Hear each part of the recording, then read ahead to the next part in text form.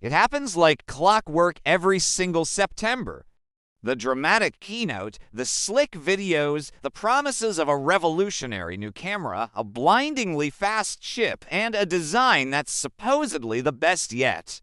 And for a moment, you look at the phone in your hand, the one that was perfectly fine yesterday, and suddenly it feels slow, outdated, and old. You start wondering, is it time? Should I buy the new iPhone? That feeling you're experiencing isn't an accident.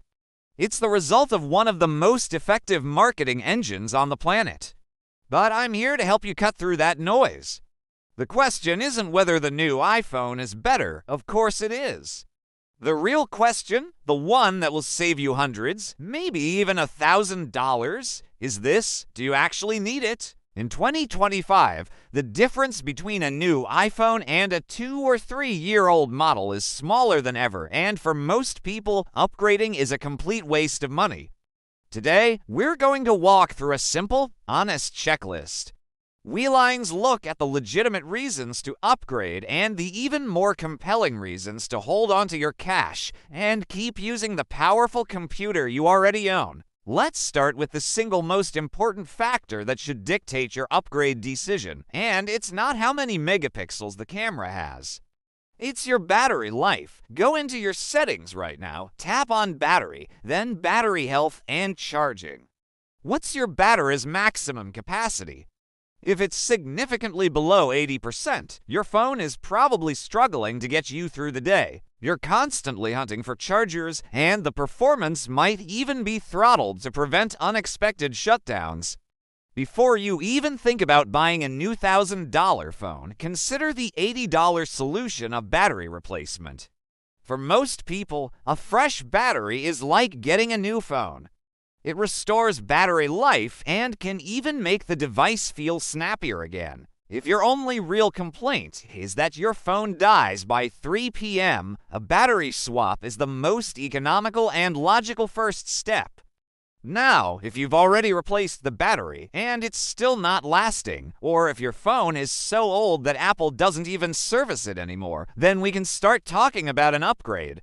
But battery fatigue is the #1 problem masquerading as a need for a new device. The next thing to assess honestly is performance. Is your iPhone genuinely slow, or does it just feel slow compared to the marketing for the latest model? Think about your daily use. Are you experiencing constant app crashes? Does the keyboard lag behind your typing? Does it take multiple seconds to open the camera app? These are signs of a device that's truly struggling with modern software. However, if your phone runs smoothly for 90% of your tasks and only occasionally stutters, that's not a green light for an upgrade.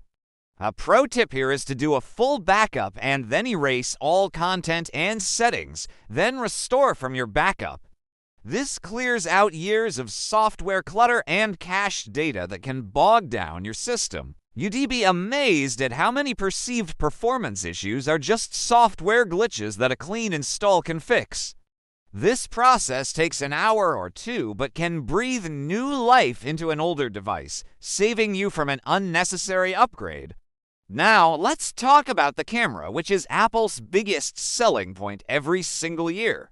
Ask yourself, what do I actually use my camera for? If you're primarily taking photos of your kids, your pets, your food, and your vacations to share on social media, the camera on an iPhone that's 2 or 3 years old is already spectacular. The differences you see in side-by-side comparison videos are often marginal and only visible when you pixel peep on a large monitor.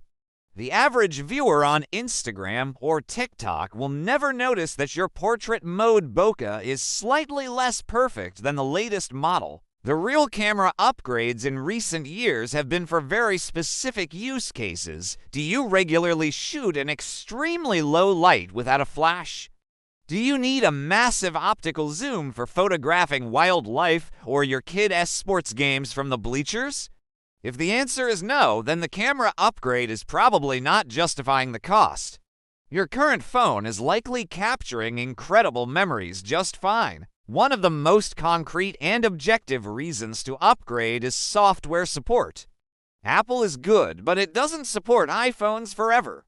Go to your settings, check your model, and see if it's still eligible for the latest iOS updates.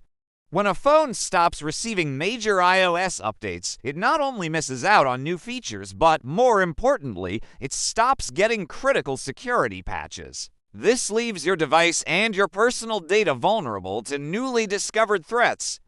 If your iPhone is about to fall off the support list with iOS 2025, that is a very strong, legitimate reason to start planning an upgrade. However, even here, there is a smart alternative: buying a refurbished or used iPhone that is just 1 or 2 generations old. You can get a device that is still under Apple's software support umbrella, has significantly better performance and camera than your old one, and costs a fraction of the price of the latest model. This is the ultimate power move for the savvy consumer, getting a massive upgrade without paying the flagship tax. Finally, let's talk about the ecosystem and the features you're actually paying for. The latest iPhones often come with bells and whistles like Dynamic Island, always on displays, and the most advanced Face ID systems. Are these nice to have? Sure, but are they essential? For the vast majority of users, no. Think about it critically. Did you ever feel like your life was missing an always-on display before it existed?